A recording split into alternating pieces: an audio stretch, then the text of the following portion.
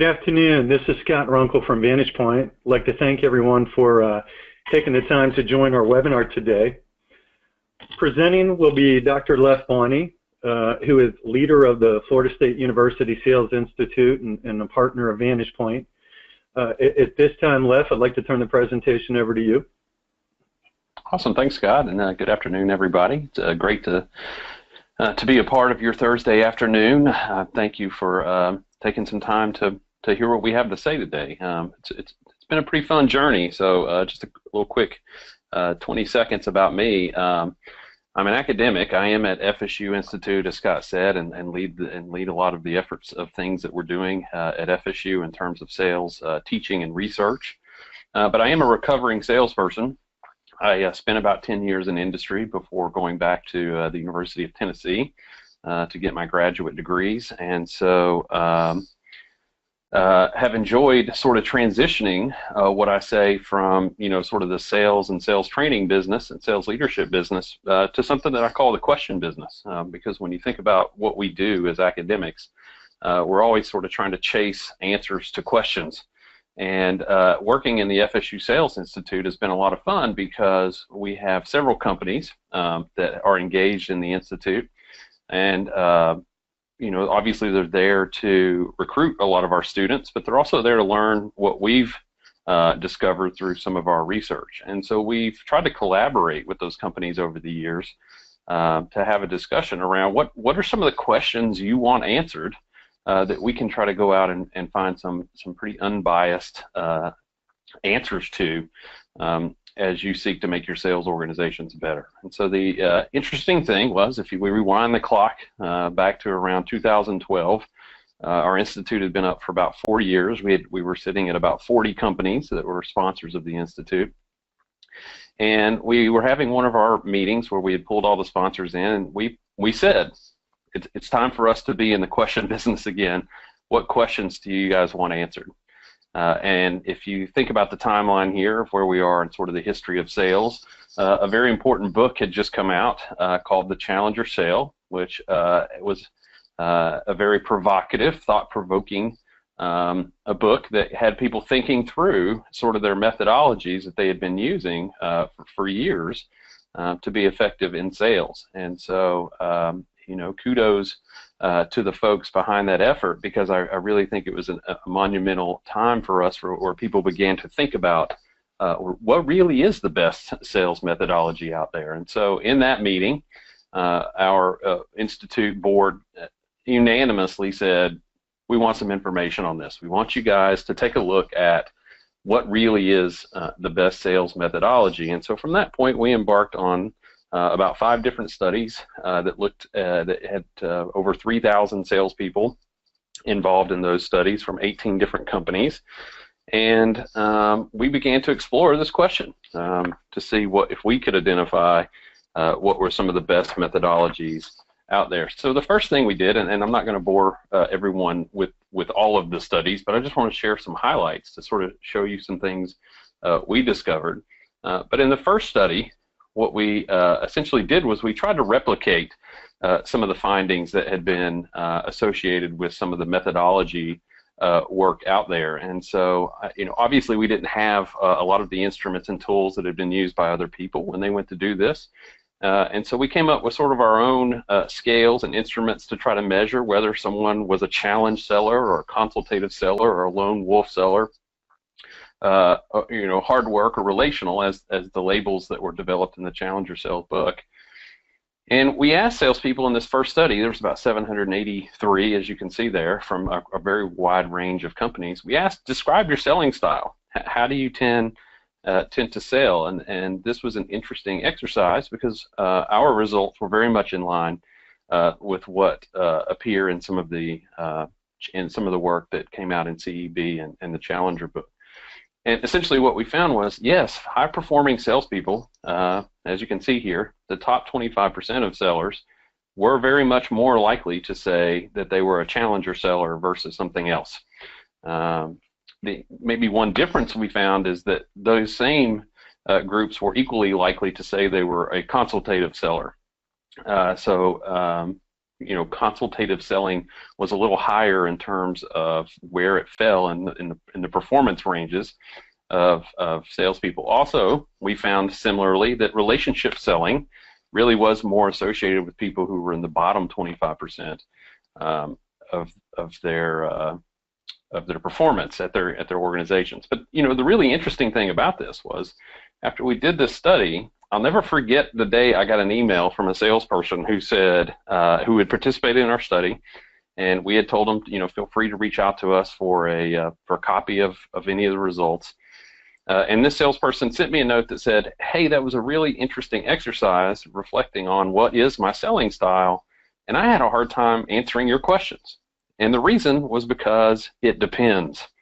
And I'll never forget reading those words, that it depends. And they went on to say, sometimes I feel like I'm a consultative seller, and sometimes I feel like I'm a hard work seller. It really depends on the situation that I'm facing. And we've all had sort of those aha moments in our lives, and this was one for me where I said, maybe we've made a mistake in the way we've tried to execute at least our study, which was asking people to sort of self-report or self-describe their selling style.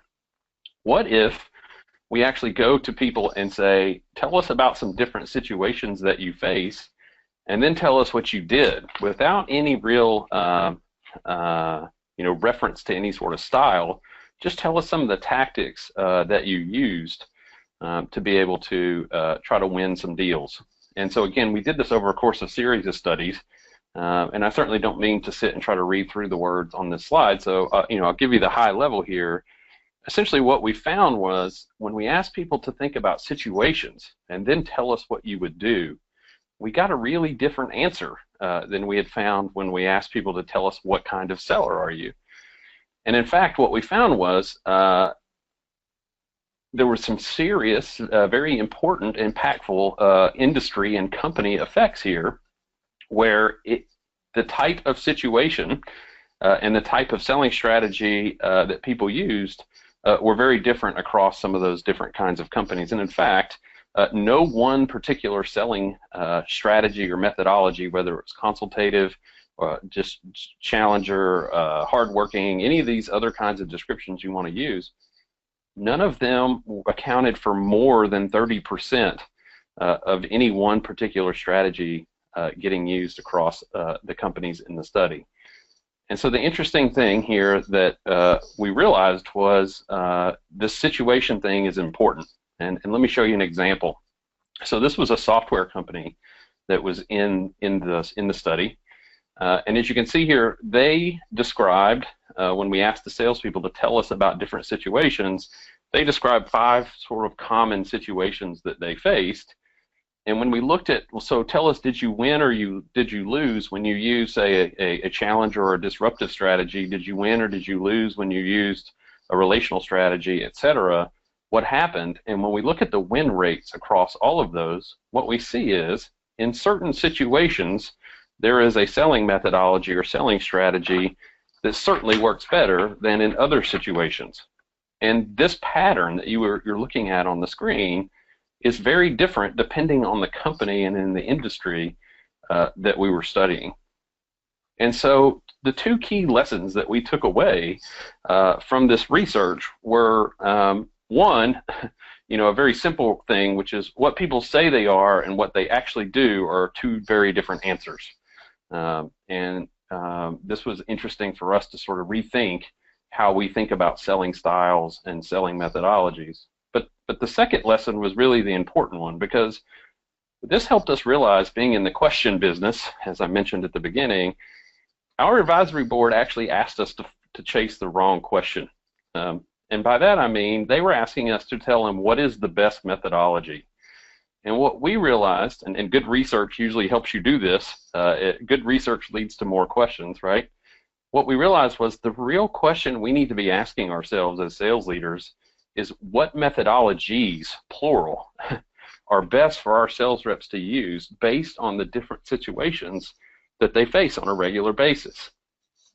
We all know that methodologies are important, and I'm not trying to say that any of these different methodologies, and we could have filled this page with books that are all prescribing a methodology, they are all good methodologies in the right situation. And so what we really realized was that it's this situational and ability to adjust to the situations that's really changing whether we win or lose in our sales organizations. So the question becomes, what do we do about this? That was essentially what our advisory board asked when we went back to them and said, hey, look what we found here. It's all based on situations, not styles. They said, well, that's great. You've just made this even harder for us, we think. What do we do about this? And so the next couple of years, we spent sort of studying organizations to figure out, who's doing this well in terms of helping their salespeople adjust to situations, and who's not doing it so well. And what we really learned is that this guy had the answer. I'll make no apologies that the next few minutes will be about one of my heroes, Peyton Manning. As I mentioned, I went to the University of Tennessee, and I was there in '94 as an undergraduate. Peyton was there as a freshman in 1994. And so, I hate to be a name dropper here on our webinar today, but I'm going to tell you, I've gotten to be really good friends, or got to be good friends with Peyton over the years. And I've learned a lot from him. In fact, I've learned, I think, the answer to the question around what do we do about this situational thing through Peyton. Now, usually as I'm giving these talks and talking to people about this, they tend to say, Leff, you don't really know Peyton Manning. This is ridiculous. And so just to go ahead and clear the air so we don't get any questions at the end about tell me what Peyton is like, I just want you to see a few pictures from college of Peyton and me hanging out. Here we are at a fraternity party together. We've played a lot of golf over the years, so we've been really good friends. And here we are at the ESPYs. So here you can see that that I really enjoy hanging out with Peyton. Okay, clearly I don't know Peyton Manning. So if he would ever lift the restraining order, I'm sure that he and I would be really good friends. But here's what I do know about Peyton Manning. Peyton Manning wasn't necessarily the best athlete. When we think about what made him successful over the years, it was his ability to be agile. And what I mean by that is Peyton was brilliant at coming to the line of scrimmage, assessing what was going on with the defense, yelling out some of his famous audibles, as they say in football. Omaha, obviously, was the one that got a lot of PR for several years. He would change the play because he knew when he looked across the line that the strategy they were about to run didn't fit the situation. And so he would think through his options, think through the right way to be successful, change to that play if necessary, and score a touchdown, right? And so what we've learned through our research at FSU is that this is really what your top salespeople are doing. They are not sticking to one methodology as they try to win certain opportunities. And just as a quick story, we were meeting with a commercial insurance company recently who had implemented a standard methodology. And as a part of this implementation, the CEO said, I'll only approve the budget for this if you guys will prove to me that our folks in the field are using it. So their method for coming up with this proof was to bring people back every 6 months to corporate for some quick half-day refresher training. And they would do this thing they called a curtain call. And they would give everyone a case study, and they would tell them to read the case, and then they would do what we've all done in sales training.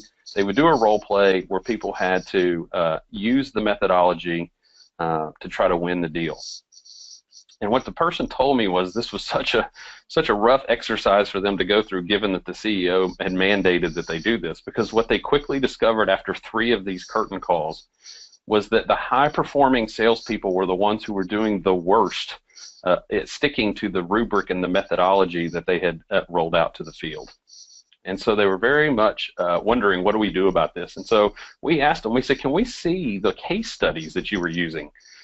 And they were a little confused because they said, we just picked some opportunities from the field that people had worked on in the past, and we used those to develop sort of a role play that we could use. And we said, yeah, let's take a look at them. And when we put the 3 opportunities or role plays that they had used for these curtain calls out, what we pointed out to them was, look how different these situations are in terms of the types of opportunities the reps were pursuing. And we said, what your high performer people are doing is they're recognizing that there's a buying situation here that takes a particular kind of sales strategy to be successful. And they are adapting their sales strategy to the situation. They're not trying to force the methodology on it as a way to try to win. And I said, what you really should be trying to do is copy that. You have to get your sales organization, those who are not high performers, to recognize the type of situation they're dealing with, to align the best strategy that's going to win in that situation, and then execute as a way, the strategy as a way to try to win.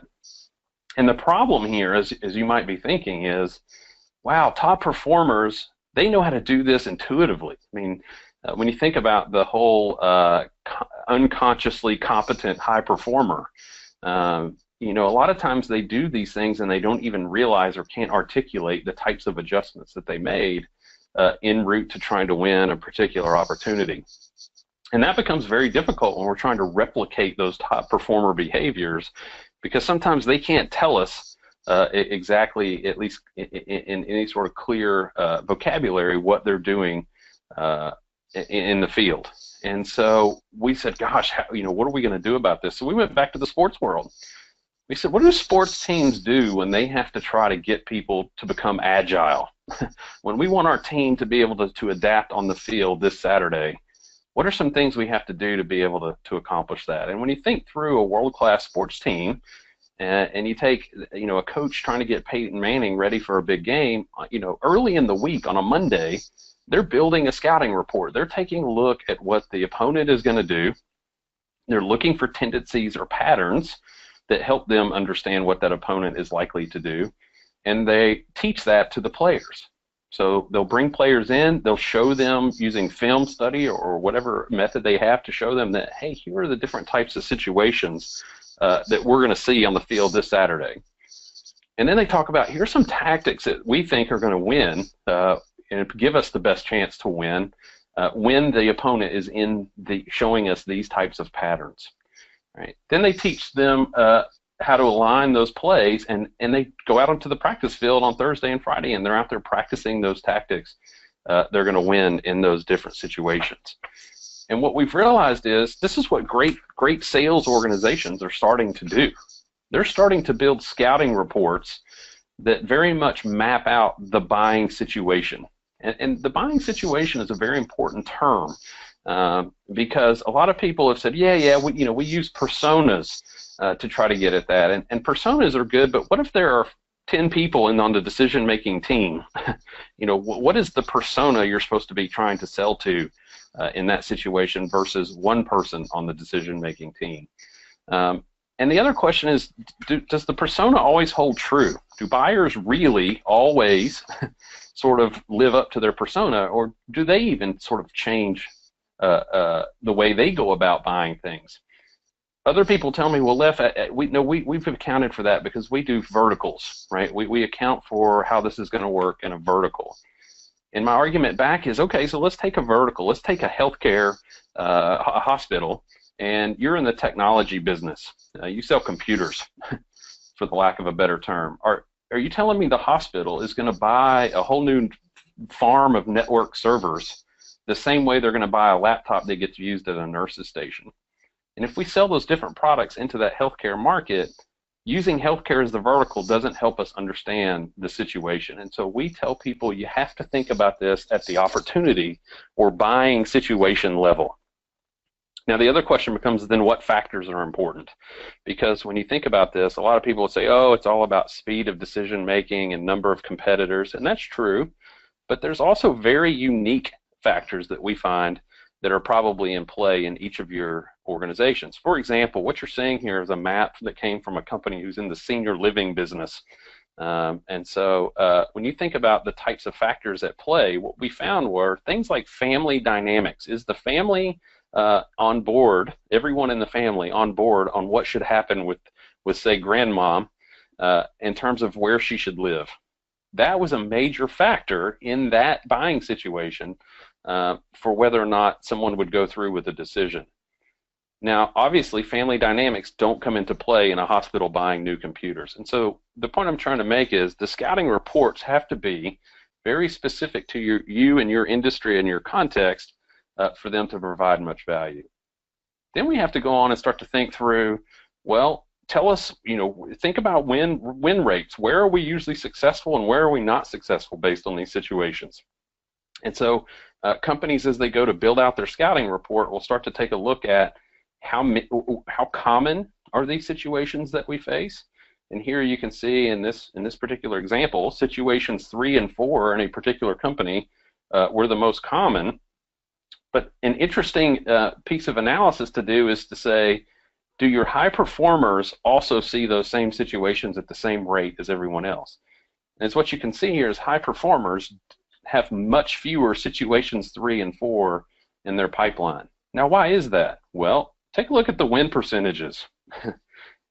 We don't win very often in situations 3 and 4, and your high performers know that. And so they're able to recognize bad situations and keep them out of the pipeline and move their efforts to situations where they have higher chances of winning. So right out of the gate, if we're building this scouting report, we're starting to realize the commonality of certain situations, but also where do we have success and where do we have failures, and does our sales force even know how to recognize these? And I would argue this is a picture of a company that might have some issues with salespeople who don't recognize that they're in situations that aren't going to put them in a favorable position. The scouting report should go on to look at what are people doing, and do our high performers do things differently than the rest of the sales organization? So the way you would read this table on this particular scouting report is in situation number 1, if there are 4 choices of sales strategies we can use, we could try to disrupt the customer's point of view. We could try to talk about what a value we are. We could talk about just how our products are better than competitors in a classic product pitch kind of way.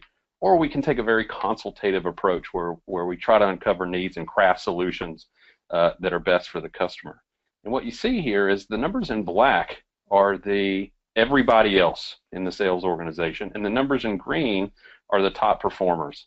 And you can see a real pattern here that shows, in situation 1, everybody else is sort of taking a shotgun approach. I mean, there's a bit of a guess here as to what to do because we have this very wide range of strategies getting used. But look how tightly clustered high performers are when it comes to situation number 1. High performers are overwhelmingly using a consultative approach. Now in situation 2, we see something completely different. We see a similar pattern across the everybody else, but the high performers are now clustering around disrupt. So if we're following football language, we're starting to actually see what are some of the tendencies of the situations or the customers that we face, the buying situations of the customers, and what are some plays or some strategies that are going to help us to be most successful. And so if we can end up with this sort of picture on our scouting report, now we can start to really think through what do we need to do to help our people be successful on a situation basis and not in a standard methodology basis. Right? So essentially what we're trying to do here, and the reason we've called this the Agile Sales Code, is because we're trying to help build an agility that helps sellers align selling strategies to the situations they face.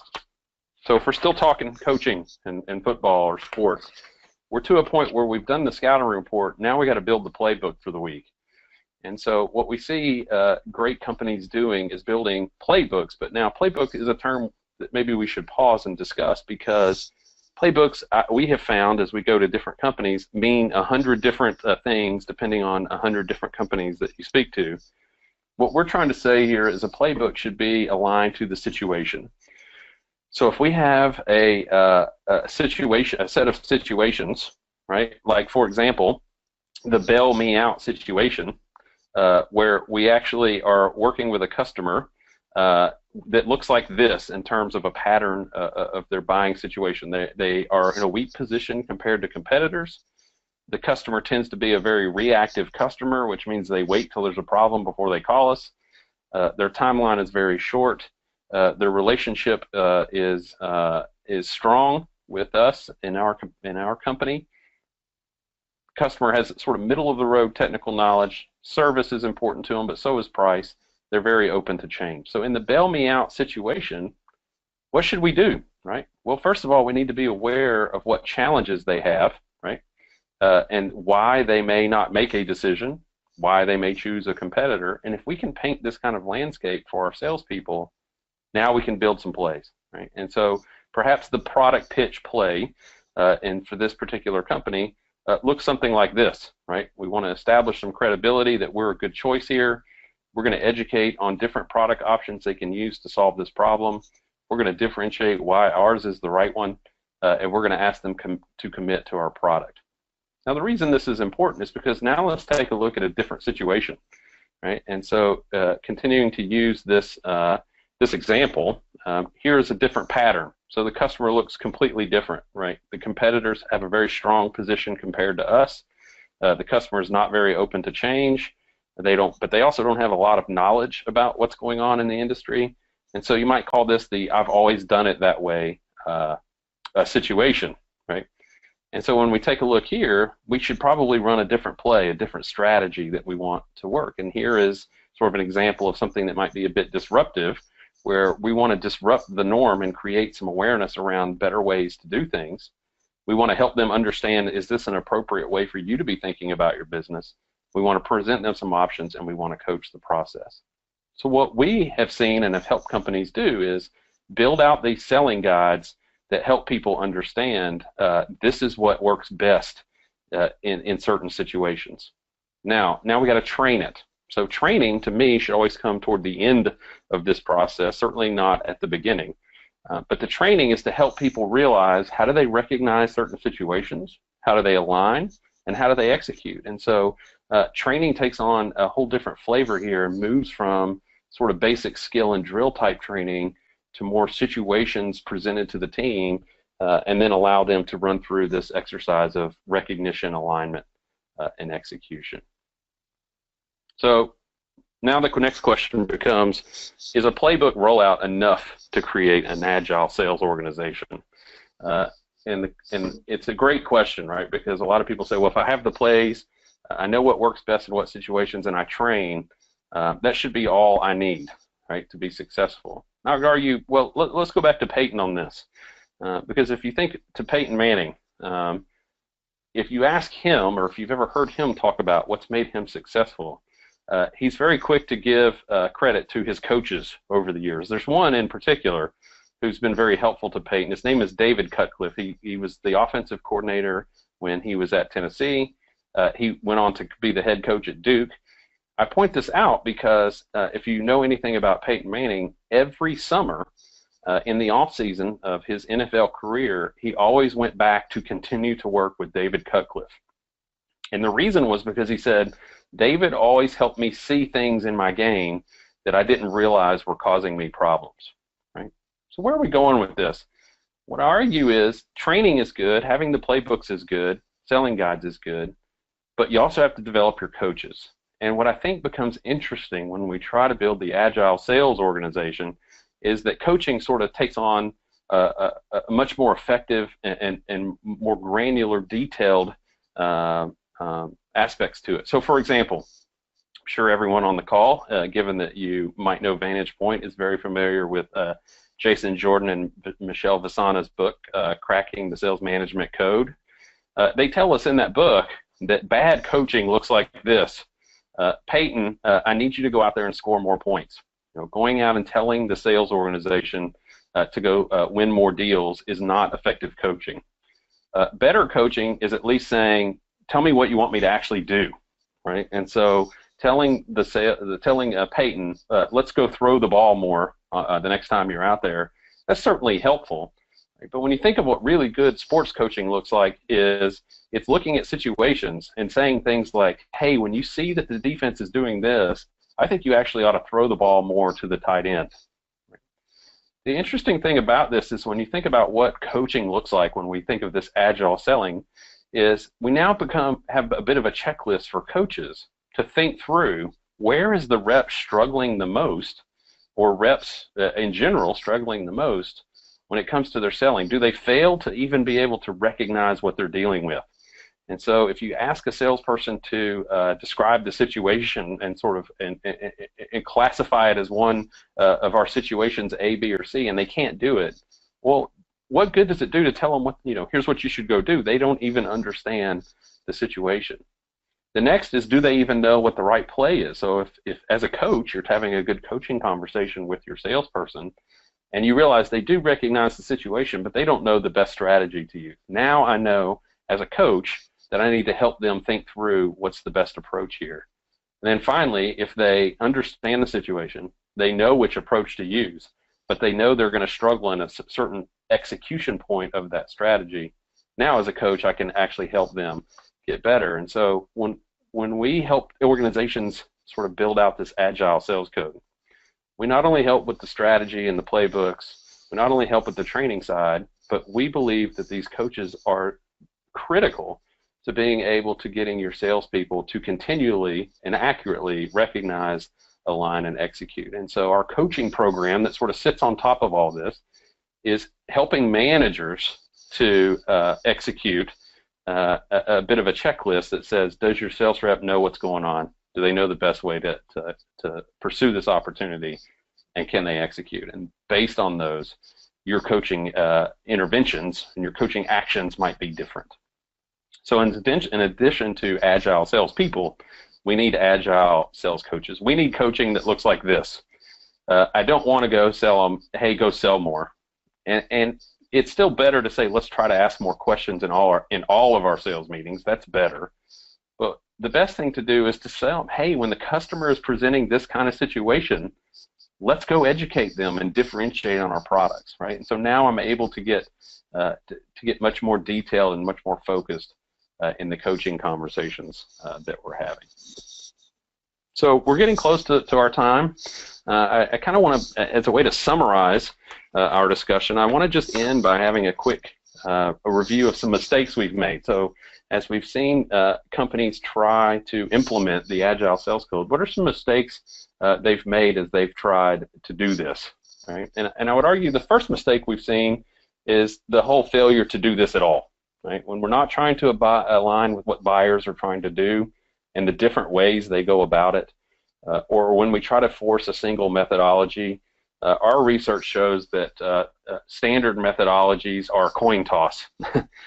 We recently did a study with about 800 sales leaders where we asked them, tell us if you've been satisfied with your return on investment on a standard methodology, and it was about 50-50, 50%, a little over actually said, we did not get the return that we had hoped for. And so, and I think this, what we've talked about today, is a big explanation as to why. Another mistake people make, we've already talked about, is assuming that industry verticals are the same as a situation analysis or situation map. And as we pointed out, just because a customer is in the healthcare business or in the financial business doesn't mean they're going to approach the same situation, same buying situation in the same fashion. And so we need to sort of chart those patterns somewhat irrespective of industry. The other is where we've seen companies, they get past these first two hurdles, but they do this as a one-time exercise. And just like if we think back to Peyton, if we think about what would happen on the next Monday, so let's say we spent the week getting Peyton ready, he went out and won the football game on Sunday, what are we doing on the next Monday? We're starting over, right? And I would argue companies, markets change, new competitors enter the market, new products come onto the market, customers begin changing the way they're buying, and so someone in the organization has to sort of have the tools and be taught to constantly monitor and be able to alert sales leaders and sales training and sales managers that, hey, it looks like there's new situations that we need to be aware of, because using a static snapshot of the market to build these sort of buying situations could be a recipe for disaster. And then finally, the last thing is the failure to make agility systematic, right? What could be also a bad thing is if we're all trying to be agile, but we're letting the Southwest region be agile and the Northeast region be agile, when in fact they should actually be working together, in the sense that we want everybody on the same page around the types of plays or selling strategies we're going to use, because the company needs to be able to support you, right? And as the company is thinking through training, marketing tools, etc., we can't have a whole bunch of people all doing different types of agility. We need people to be moving in focus, just like a team, right? I can't have the quarterback thinking we're supposed to do one thing and the tight end thinking something else, right? We need everybody in the organization thinking about agility in a systematic, process-driven way.